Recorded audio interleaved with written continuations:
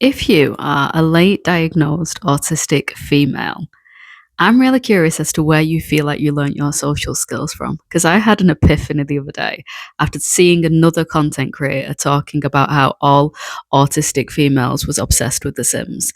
And I was like, oh my God. And naturally, as a monotropic thinker, I didn't just skim past that. I started to dig into that and started to unpick some of the things that I definitely learned from The Sims. And I wanted to kind of do like a three-part like deep dive into three of the places in which I developed my sense of social skills from. And I'm not saying that this is exclusively girls. However, I definitely feel like some of them are more of an expectation on the nurturing side of how females are socialized that I guess the boys just don't have to necessarily do. First one is obviously playing The Sims as a kid. And I'm not an avid gamer. I've never really played a game that I've enjoyed other than The Sims. There is a couple of exceptions, but I won't go into that right now. And when I think about my time playing The Sims, and I was obsessively playing with The Sims, I was doing it with my brother, and I would play differently to my brother. Like, he would play like normally, but he'd also cheat, and he would also do things like just see what the outcome is. Like, it's not really a big deal; they're not real people. And as you can imagine, that is not how I played with The Sims. So I was learning from The Sims. Like, I learned that if two people are in a relationship, even if they're married and you put them in a family together, they don't just get on. They have to have compatible personalities. There is also a nurturing element to the way that they develop a relationship. You can't just go and flirt with somebody that you don't know. How people with similar personalities and similar interests, or how you kind of created the sim in the early kind of stages of creating the sim, that actually they're more compatible with certain people than they are with certain traits, and certain traits clash. And I absolutely applied this to real life, which on reflection is actually pretty genius because it makes sense and it actually perfectly still plays out to this day. It also probably gave me anxiety because of the freak accidents that could happen. Like, I remember one time my son was just like warming up by the fire because he was cold and he just set on fire. And it was like absolutely mortifying because to me, it wasn't. I have a thing about inanimate objects. I care deeply. I'm deeply empathetic, but I care to the same degree about everything. So it wasn't an inanimate object. It wasn't just a, random character on a video game for me. I felt like I developed relationships, as in care, for the family that I created. I think the other thing that it taught me too is that if you was going to school all day and something happened in school, then the children would come home and they wouldn't be as responsive. Or if somebody was really trying to hit a target at work, that they might come home and they might be exhausted and not be able to do the things that they normally could do, whether that's invest in the relationships, whether that's that they need to go to bed, or whether that might be that they forget to eat or wash. And again, I feel like this perfectly applies to real life. So I learned so much of my kind of social understanding from playing The Sims.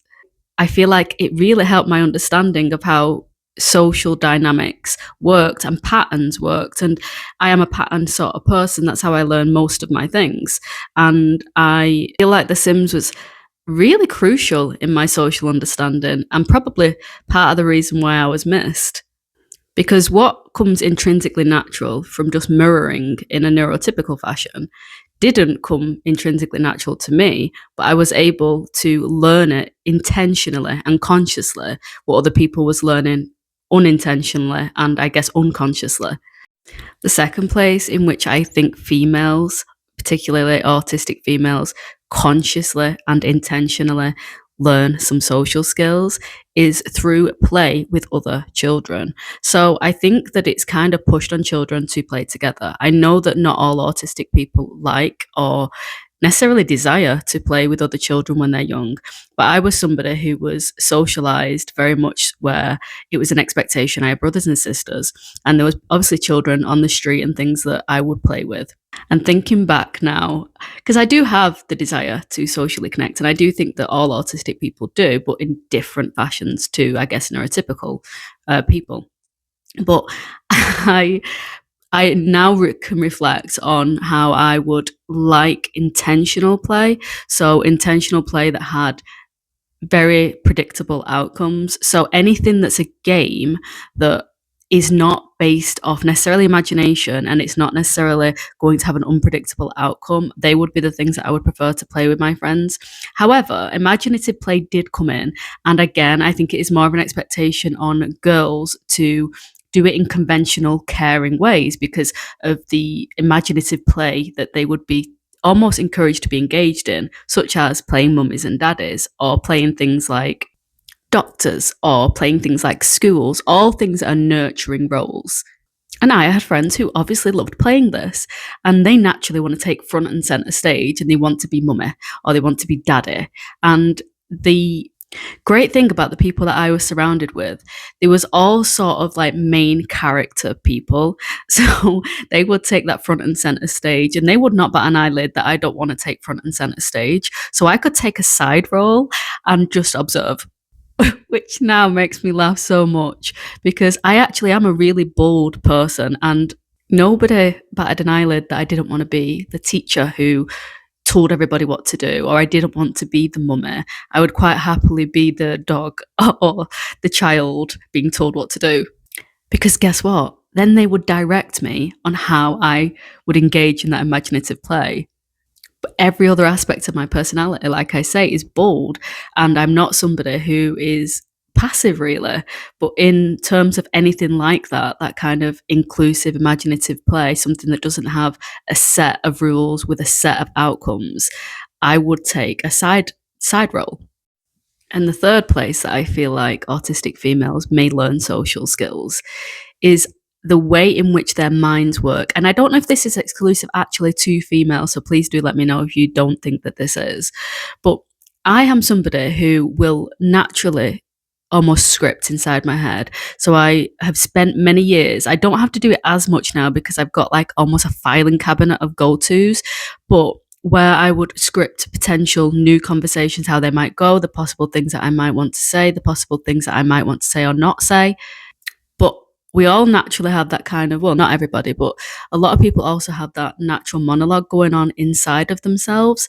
So I also did this in relation to myself. So, say, for example, I did or acted in a way that I then observed and I didn't know why I did it.